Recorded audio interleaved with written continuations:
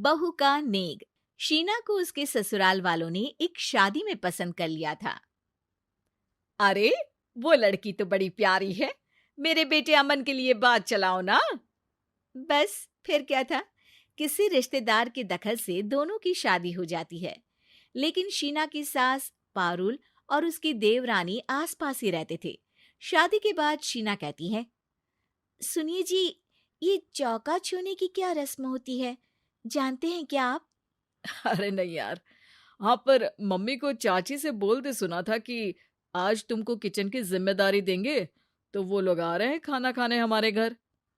हे भगवान, ये कैसी रस्म है? साड़ी पहनकर किचन में खाना बनाना, ये तो कंप्यूटर की कोड को डिकोड करने से भी ज्यादा मुश्किल काम है। अरे चिंता क्यों करती हो, माँ है ना, सब संभाल लेंगी। वो बहुत समझदार है। शीना को भी पति की बात ठीक लगती है। वहीं घर पर शीना की चाची सास, ससुर और उनकी बहू खाने पर पहुंचते हैं। शीना की चाची सास उसकी सास से कहती है, अरे कहाँ है दीदी, आप अभी भी किचन में हैं क्या? रस्म बहू की है या आपकी?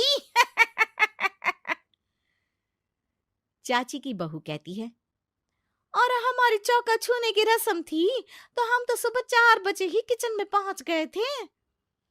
अरे तेरी ताई ने सर पर चढ़ा रखा है बहू को। शीना सबकी बात सुने बगैर सामने आती है।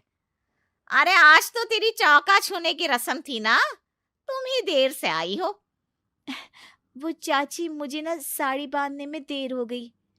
तो वक्त से उठा करो ना, पता है जब नई शादी है, रस्में होनी है, तो फिर थोड़ा कम आराम कर लोगी तो कुछ घट नहीं जाएगा। शीना की सास को बहुत बुरा लगता है कि चाची उसकी बहू से ऐसे बात कर रही है। अरे शीना, चलो किचन में, मैं तुम्हें समझा देती हूँ कि कैसे क्या करना है। देखो, मैंने सब बनाकर यहाँ रख दिया है। तुम्हें सिर्फ हलवा बनाना है। उसकी भी पूरी तैयारी कर दी है बेटा। बस किशमिश डालकर हलवा में मिलाकर लेकर आ जाना। बस फिर क्या था, एक एक कर शीना सारा खाना टेबल पर लगा देती है। अरे बहू ने इतना सब बना दिया, वाह जी वाह। तभी शीना बोल देती है, नहीं नहीं चाची, ये सब तो माँ ने बनाया है, मैंने तो सिर्फ इसे टेबल पर लगाया है।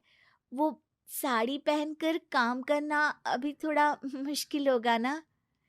चाची सास तो सुनकर मानो बिफर ही जाती है।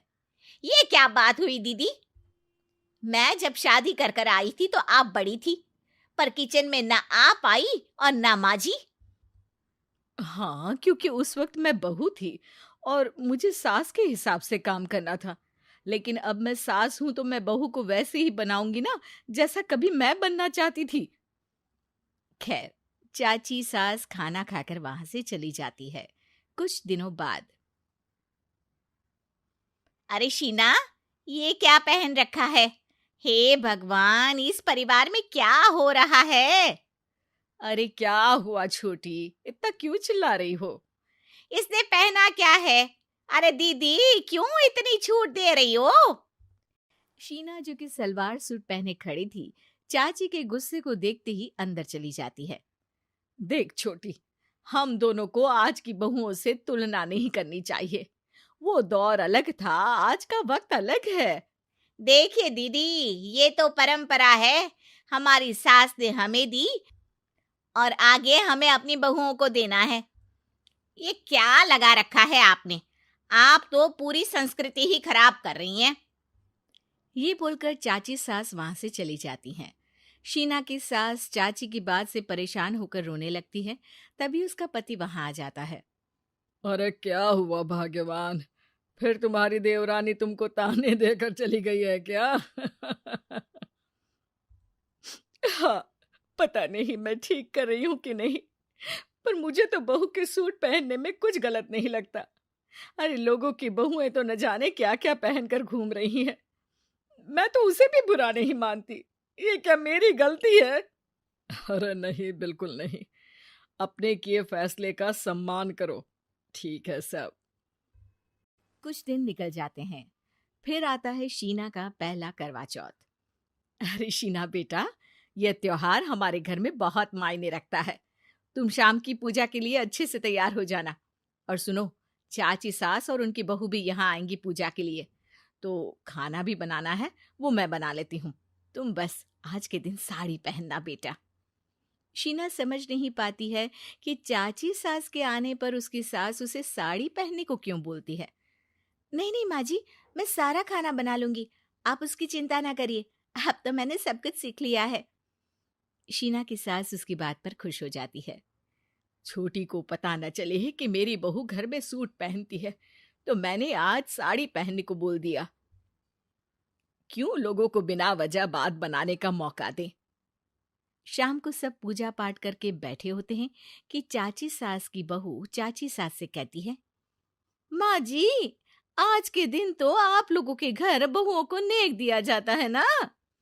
हाँ हाँ बहू, बोलना, तुझे तेरी सास से क्या चाहिए। हाँ शीना बेटा, तू भी बता दे कि तुझे क्या चाहिए। मम्मी जी, मुझे ना आपका वो रानी हार चाहिए जो आपने अभी पहना है। चाची सास थोड़ा हिचकिचाते हुए कहती है, हाँ हाँ हाँ, ले लेना, सब तेरा ही तो है। तुझे कौन सा हार चाहिए बहू? माँ जी, मुझे नेक में आपसे परमिशन चाहिए कि आप मुझे नौकरी की इजाजत दें। आप तो जानती हैं कि मैं और ये एक ही कॉलेज में एक ही क्लास में साथ में थे, लेकिन आज वो कहाँ है और मैं कहाँ। वाह जी वाह, ये भी सुनना बाकी रह गया था। इस खानदान की बहू नौकरी करने बाहर जाएगी। और मैं भी तो इंटर पास हूँ, पूरे सेकंड डिवीजन, लेकिन कभी मजाल है कि नौकरी की बात की हो। पर दीदी, मैंने एमबीए किया है, वो भी बड़े संस्थान से। तभी शीना का पति और ससुर भी वहां आ जाते हैं। देखो बेटा, मैं वही सोच रहा था कि तुम नौकरी करने के लिए क्यों नहीं बोल रही हो। मुझे लगा शायद तुम नौकरी करना नहीं चाहती हो। नहीं पापा, वो तो हमेशा से ही कुछ नाम कमाना चाहती है। अपने माता पिता को भी इसने कहा था कि वो आप लोगों को अपनी तरह से समझ लेगी। सास को शांत दिखकर शीना कहती है, मम्मी जी, मैं वादा करती हूँ, घर का सारा काम करके ही ऑफिस जाऊंगी। खाना पीना किसी भी चीज के लिए घर वालों को परेशानी नहीं होने दूंगी। वक्त से पहले उठूंगी और काम वाली को भी हटवा दूंगी। शीना की बात सुनकर सास हंस पड़ती है। अरे शीना, ये ज्यादा हो गया हाँ। बिल्कुल काम करो बेटा, पढ़ी लिखी हो, नौकरी में अच्छा कर सकती हो। जरूर बेटा, दिया तुम्हें तुम्हारा नेग। हाँ, पुरानी परंपरा जरूरी नहीं कि अच्छी ही हो, कभी कभी बदलाव लाना भी जरूरी होता है, जिसे देर से ही सही लेकिन समाज अपना ही लेता है।